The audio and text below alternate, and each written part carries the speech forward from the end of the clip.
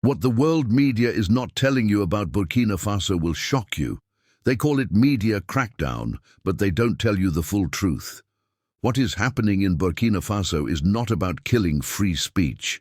It is about protecting the people, protecting the land, and saving Africa from the same lies that destroyed us for years. Since Captain Ibrahim Traoré became leader of Burkina Faso, he has been fighting many enemies at once. Terrorists in the north, corrupt politicians, hidden foreign interests, and now powerful international media houses trying to control the story. These media groups are angry, not because of freedom, but because the people of Burkina Faso are waking up. They no longer believe everything that comes from outside. They now think for themselves, and that is what the media doesn't like. In June 2024, the government suspended TV5 Monde. Why? Because the station published reports blaming the Burkina Faso army for a deadly attack. They did it without investigation. No proof, just stories to make the army look bad.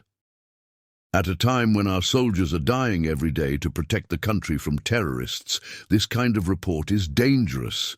It weakens morale, it spreads confusion, it makes the people lose trust in those risking their lives.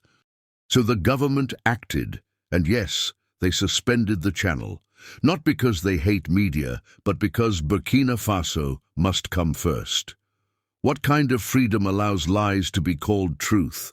What kind of journalism only shows the bad side of Africa, but hides the good? When Burkina Faso was buying buses, building farms and making schools, where were the headlines?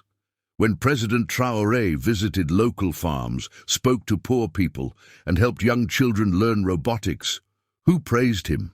But when one tragedy happens, suddenly the world media starts shouting. Is that fair? Is that justice? President Traoré and the people of Burkina Faso are not enemies of the media. They are enemies of propaganda. They are tired of media houses that pretend to love Africa, but only bring damage.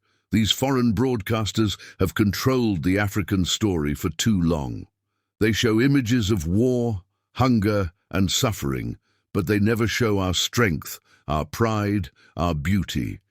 It's time to change that, and that is exactly what Traoré is doing. Under his leadership, Burkina Faso is choosing truth from the people over lies from the powerful. The international media calls it a crackdown, but the people of Burkina Faso call it self-defense, because information is power, and if the wrong people control that power, they can destroy a nation without firing a bullet. Many local journalists in Burkina Faso are still working, but they are being told not to spread lies, not to support terrorists, not to create panic. Is that too much to ask? In every country, there are limits to what media can say in times of war, even in the West. So why is it wrong when an African country does the same to protect its future? Some journalists have been questioned, some have been warned. Yes, that is true.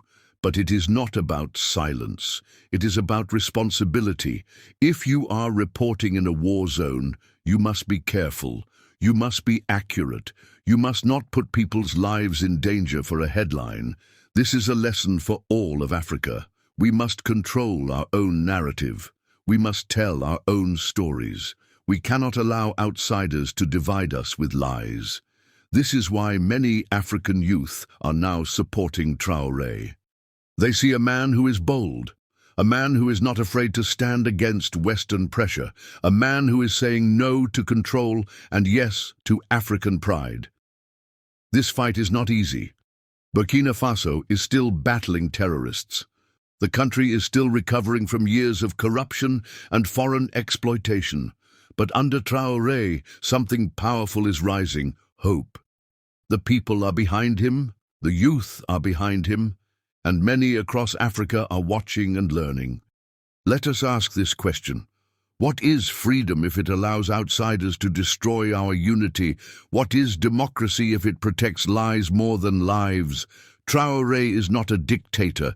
He is a soldier, a freedom fighter, a man chosen by the people in a time of crisis. And he is doing what many African leaders are afraid to do, protect his country with truth, not with fear. So to those who call him a media enemy, we say, look deeper. Listen to the people, ask the farmers, ask the mothers, ask the children who are now going to school because of his policies. They will tell you the truth.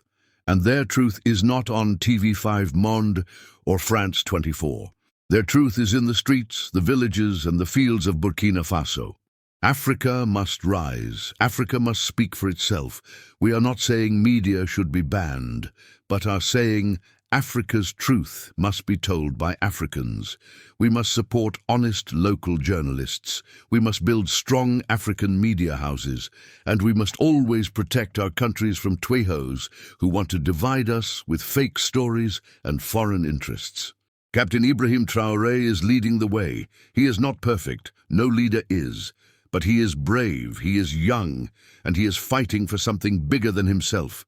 He is fighting for freedom that makes Africa stronger, not weaker. And that is something we must all support. Thank you for watching this important message. Don't forget to like, share, and subscribe to our channel. We bring the truth from Africa, by Africans for Africans.